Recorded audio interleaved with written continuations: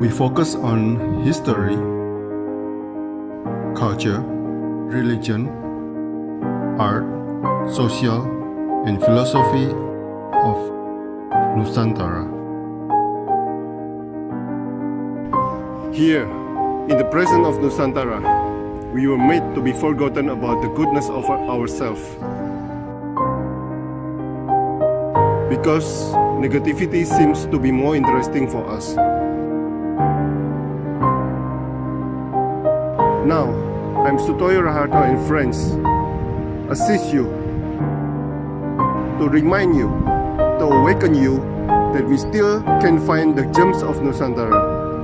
They are the great sights of Nusantara.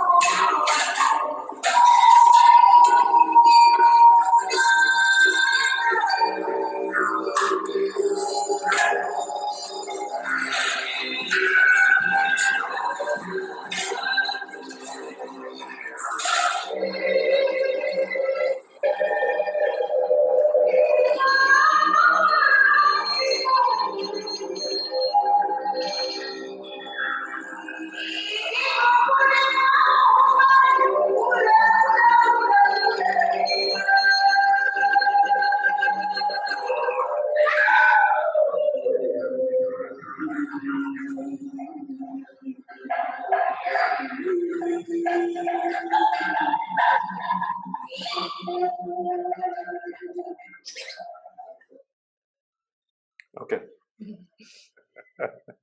menarik sekali ini. Oke, selamat pagi Bu Gita Prabawita, seorang penari yang ada di Bali ini. Di Bali kan ya? Atau Iya, di... posisi sekarang lagi di Bali, tapi biasanya saya di Solo. Oke. Iya. Beberapa penari sering menarikan tarian yang berhubungan dengan bumi. Entah itu mengucap syukur, sujud, sembah, dan lainnya. Sebenarnya sewaktu menari, apakah ada yang dirasakan antara tubuh dan bumi? Karena ini termasuk tarian yang diperuntukkan untuk alam, kan? Silakan. Ya. Sebelumnya mengacu di video tadi, itu sebenarnya di awal pandemi, teman-teman seniman semacam berdoa gitu ya di awal pandemi itu kayak semoga nih bumi cepat sembuh, kami juga nggak stuck tapi tetap bisa berkarya di tengah pandemi ini.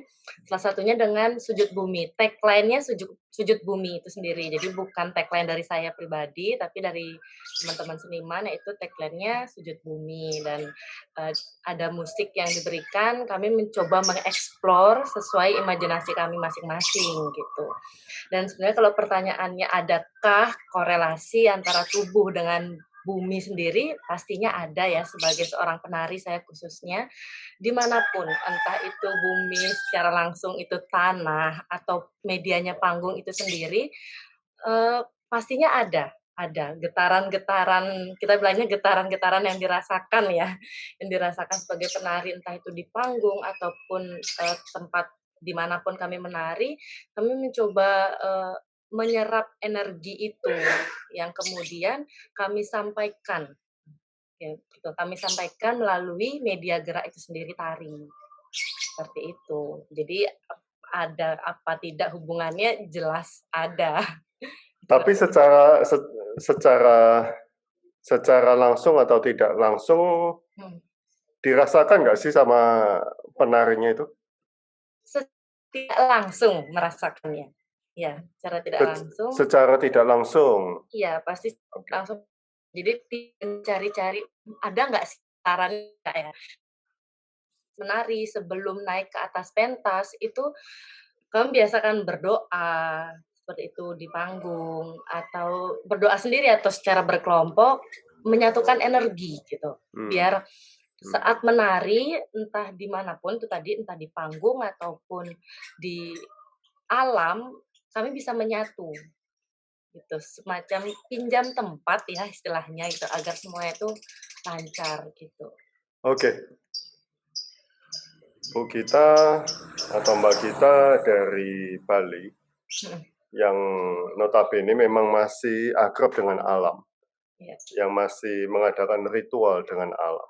mhm, Lalu Anda sekolah di ISI Jogja, di Solo, di Solo, isi ISI Solo Solo. iya, heeh, Ya. Di ISI Solo, teman-teman mhm, yang pastinya generasi milenial, mhm. apakah masih mempunyai mindset seperti itu sebagai mereka sebagai penari? Maksudnya em, mereka lebih ke apa? Sudah nggak percaya gitu-gituan lagi atau bagaimana? Eee, mayoritas dari kami masih, walaupun kami adalah generasi milenial ya, itu masih, kami masih sangat percaya itu gitu. Contohnya sebelum menari, setelah bermake up, setelah selesai berkostum tuh kami mencoba untuk konsentrasi lagi. Nggak yang, "Ayo foto, selfie," itu kalau bisa tahan dulu, kita coba lagi pelan-pelan menata hati agar ketika menari, eee, pikiran-pikiran di luar dari apa yang akan kami sampaikan tuh tidak bercampur gitu, konsentrasinya penuh pada pertunjukan yang akan ditampilkan gitu. Kalau menurut saya, entah di Bali ataupun di Jawa, teman-teman masih masih memegang itu gitu. Masih percaya bahwa sebelum menari ada baiknya untuk tenang dulu, untuk berpasrah dulu gitu, itu masih masih. Dan saya Masih. juga heeh, misalnya, dengan komunitas saya itu, Kuda Peta Dance Studio itu, di generasi bawah saya, itu saya kan milenial ya, bawah ini kan udah mulai Gen Z ya, itu ketika mengajak mereka untuk menari, saya biasakan mereka untuk, "Ayo doa dulu, eee, kita konsentrasi dulu, pinjam tempat ini, berusaha untuk energi positifnya diserap gitu. Nanti ketika kita tampil, penonton juga bisa menangkap itu, gitu. Walaupun mereka dari berbagai daerah kan ya? Iya iya, Oh, oke. iya. Oh, menarik sekali. Berarti mahasiswa seni dan budaya ini benteng benteng budaya ini. Iya, sebenarnya iya. Kalau nggak ada kalian, waduh, nggak tahu kemana ini. Walaupun anak Bali masa kini, toh darah Balinya tetap ada. Sedikitnya tahulah tentang adat Adat Bali. Bali. Ya, apa arti Bali untuk Anda? Silakan. Mmm, arti Bali menurut saya, karena saya lahir di Bali, besar di Bali, hanya merantau untuk sekolah ke Surakarta. Ya, dibentuknya berdasarkan adat istiadat sebagai orang Bali, khususnya wanita Bali ya. Eee, kalau Bali menurut saya tempat tinggal, tempat dilahirkan, itu, mmm, secara tidak langsung memang membentuk karakter ya, Pak, karakter saya gitu. Misalnya, eee, cewek Bali itu seperti apa sih, tanggung jawabnya seperti apa sih, itu tuh masih di berkesenian pun begitu. Karya-karya saya selalu berpijak tentang Bali gitu, entah kepercayaannya, entah itu juga, adatnya gitu ya. Sebagian contoh di karya saya tugas untuk, S1, itu saya mengangkat tentang kepercayaan Bali, kalau pernah dengar atau Bapak pernah lihat tentang gelang tridatu yang berwarna merah, hitam, dan putih, nah, saya mengangkat tentang itu. Bukan berarti terus saya merantau, berbaur dengan kebudayaan orang di Solo, dengan pendatang juga banyak, itu terus mencoba kekinian gitu. Nah, itu enggak, berarti saya tetap, apa sih Bali gitu kan, saya bawa ke sana, saya kenalkan, diterima atau tidak kan tergantung masyarakatnya dan tergantung teman-teman saya juga, tapi berusaha Bali yang saya punya ini dikenal dengan cara saya gitu. Jadi Bali menurut saya, iya, identitas gitu, identitas saya gitu. Jadi orang juga tahu, "Oh Gita dari Bali," gitu, walaupun udah berkaryanya di Solo, gitu sih. Oke. Selanjutnya ya. Wah, Iya, ini yang moto Momennya pas. Tidak terikat dan mengikat, tapi percaya ini warisan yang diturunkan keluarga belum oke, sebentar, saya ulangin. Ya. Tidak terikat dan mengikat, tapi percaya. Ini warisan yang diturunkan keluarga, belum pada tahap kosong sesungguhnya. Nah, apakah di seni tari tujuan Anda juga ke kosong itu? Enggak ya. Enggak. Tujuan ditari. Sebenarnya kalau lihat dari konteks foto ini gitu kan, tidak membahas tentang menari gitu. Tapi ada kaitannya tentang agama gitu. Tapi kalau pertanyaannya apakah kembali ke kosong ketika menari, sebenarnya tidak. Tujuan menari otomatis menyampaikan apa yang kalau nyanyi kan dengan tulisan, sebenarnya dengan lirik, orang mudah mencerna. Kalau tari kan tidak semudah itu sebenarnya. Apa yang ingin disampaikan koreografer atau pencipta tari dengan penari untuk khalayak kadang kan tidak sama. Tergantung intuisinya atau tergantung kemampuan mereka menangkap itu. Tujuan kosong sebenarnya tidak. Ya kami setiap penari punya satu tujuan gitu kan. Apa sih yang karya ini pengen disampaikan, temanya tentang apa, itu pasti ada. Tapi kalau kosong saat menari itu sebenarnya itu tadi yang di awal, ketika kita akan menari, masalah, terus perasaan di luar konteks tari itu coba dirilis dulu, kita tenang dulu, kosongnya yang sesungguhnya itu kosong yang kita menata perasaan gitu kan untuk bisa kan itu tari itu kalau menurut saya ibadah ya, entah dimanapun tempatnya gitu, mengibadahkan diri gitu kan. Nah jadi kosongnya lebih ke situ sih, tenangnya itu gitu, bukan tujuan menarik kosongnya yang dengan konteks kosong, ya tulisan kosong-kosong gitu, enggak. Tapi memang ada yang ingin disampaikan dengan cara itu tadi, menata hati untuk lebih fokus gitu saat menari. Oke, kosongnya di hati dong berarti. Mhm. Oke, saya share lagi ini.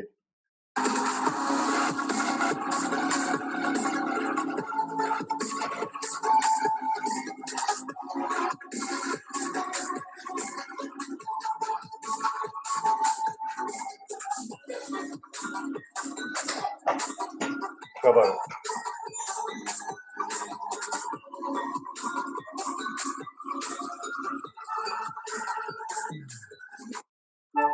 Grammarly Iklan lagi. does more than catch errors. With Grammarly, you can find really good. Oke.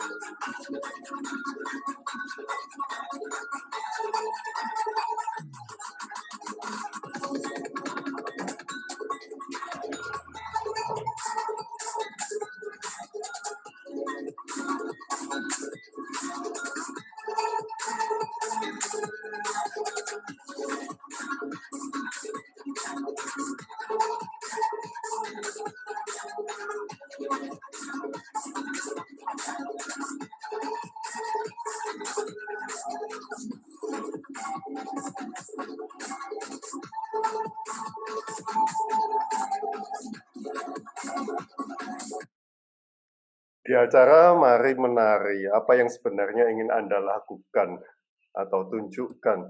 Tari Bali, semangat Bali, atau apa ini? Silakan. Oke, mari menari. Sekalian promosi, itu sebenarnya ujian tugas akhir pasca sarjana saya. Dengan konsepnya sebenarnya itu kalau di Bali, di adat Bali, kembali lagi ke Bali, adat Bali itu ada konsep tentang ngayah. Ngayah itu melakukan sesuatu dengan tulus ikhlas gitu. Ngayah. Di konsep itu terus saya coba kembangkan sampai akhirnya menemukan Mari Menari ini tujuannya bukan untuk menunjukkan Bali, apa itu Bali itu enggak, tapi saya pengen gimana sih tari itu, apapun tarinya itu tidak berjarak dengan masyarakat, gitu. Yang saya rasakan, selama ini kan yang bisa nari di panggung siapa sih? Oh ya penari, orang yang memang belajar menari gitu. Terus saya coba menari ini, saya percaya semua orang itu bisa. Entah bagus itu kan hanya standar ya, bagus tidaknya itu standar, standar akademis juga gitu. Karena kebanyakan yang saya lihat kalau di Bali sendiri, banyak kok orang yang bukan akademisi, ketika dia memang mau ngayah gitu di pura, ketika upacara, nggak bisa nari, dia pengen ibadah dengan cara menari. Dan itu saya garis bawahi bahwa menari itu bisa dilakukan oleh siapa saja menurut saya, entah punya basic tari ataupun tidak, kemudian dan di mana saja. Nah itu, jadi menari itu tujuannya adalah memperlihatkan bahwa tari itu nggak berjarak kok dengan masyarakat, tidak melihat juga usia, tidak melihat juga generasi ini milenial atau Gen Z atau atasnya, itu enggak. Karena menari kemarin kebetulan juga yang saya siapkan penarinya kan dari teman-teman sendiri, dari ISI, juga dari teman-teman, komunitas itu, komunitas, kemarin namanya Not Only Jam, itu yang belajar dia lompat-lompat segala macam itu, hip hop juga, itu ada Mas Timbul tadi, orang hip hop di Solo, Mas Timbul itu. Nah, saya coba rangkul bahwa, menari itu bisa dilakukan oleh banyak orang dan ternyata memang ketika saya ngadain flash mob, di luar dugaan. Jadi ada yang di-setting niatnya memang untuk pertunjukan, ternyata di belakangnya tuh banyak juga yang ikut antusias. Jadi mereka mungkin, bukan termasuk di golongan penari atau ikut komunitas hip hop atau dance street lainnya, tiba-tiba karena ada event ini, join aja gitu, unjuk bakat lah istilahnya gitu. Dan setelah itu saya juga, wah luar biasa nggak nyangka kan kalau ini saya coba adain pertunjukan ini di jalan dan itu juga medianya kan saya coba apa namanya, tari ini saya bawa ke media gitu, di YouTube itu streaming sebenarnya yang utamanya itu itu untuk streaming. Itu juga luar biasa, Mas Eko dan sebagai penguji saya, Mas Eko Supriyanto dan pembimbing saya Pak Pam, namanya Pak Pamardi, mengarahkan tuh sekarang saya lihat tiba-tiba pandemi, terus orang-orang juga semua beralih ke TikTok, gitu kayak, wow, mereka memang untuk mengarahkan ini jauh ke depan ya, ternyata akhirnya ya terbukti semua orang itu bisa menari dan semua orang, semua kalangan akhirnya ya tidak punya jarak dengan tari. Tujuannya itu. Wow, interesting sekali. Itu pakai izin-izin segala nggak di jalanan? Iya, pakai izin ke Oh. Dinas Pariwisata, saya minta persetujuan, terus ke Polsek, ke kelurahan, itu iya. Tapi memang saya bilang bahwa jalan tidak akan ditutup, tetap lalu lalang, kita nggak akan merubah itu menjadi state pertunjukan, tapi ya udah apa adanya. Kalau memang mereka tertarik, mereka akan berhenti untuk nonton. Kalau enggak, ya udah dinikmati sambil jalan aja. Saya nggak mau merubah itu jadi panggung pertunjukan ya, bagaimana itu cuman. Itu ada 300 orang? Enggak sampai sih, tapi 100 lebih lah. 100 lebih, oke. Wow, interesting. Setelah itu juga akhirnya banyak, di Jogja juga buat flash mob tari, tapi basicnya Jogja, tradisional Jogja, setelah itu Semarang juga bikin, Surabaya juga bikin, cuman sayangnya saya tidak lebih terupdate lah, bukan terupdate, saya nggak lebih ke apa aja acaranya gitu ketimbang Jogja dan lain-lain itu, karena Jogja kan memang didukung sama Pemkotnya. Saya kan memang kemarin untuk tugas akhir gitu. Wow. Harus ngadain di Bali dong. Iya, di Bali juga kemarin sempat ada sih, teman-teman juga bantu kan yang online itu. Challenge itu sebenarnya karena ada challenge ya kan, saat itu lagi banyak tuh ada challenge ya dance gitu, cover yang mungkin ya ikut-ikutan challenge, terus saya mikir kenapa nggak tradisi aja nih challenge-nya, kemarin kan modern terus. Nah, dari challenge itu kayak, wah challenge ini enak nih untuk dibuat flash mob gitu sih. Menarik sekali Mbak Gita. Kita harus coba di Solo atau Bali nih. Iya, siap. Untuk ngobrol-ngobrol. Oke. Iya. Terima kasih Mbak Gita atas Iya. waktunya. Ya, sama-sama Bapak. Matur suksma. Iya, mewali. Oke, terima kasih. Saya Aurel. Iya.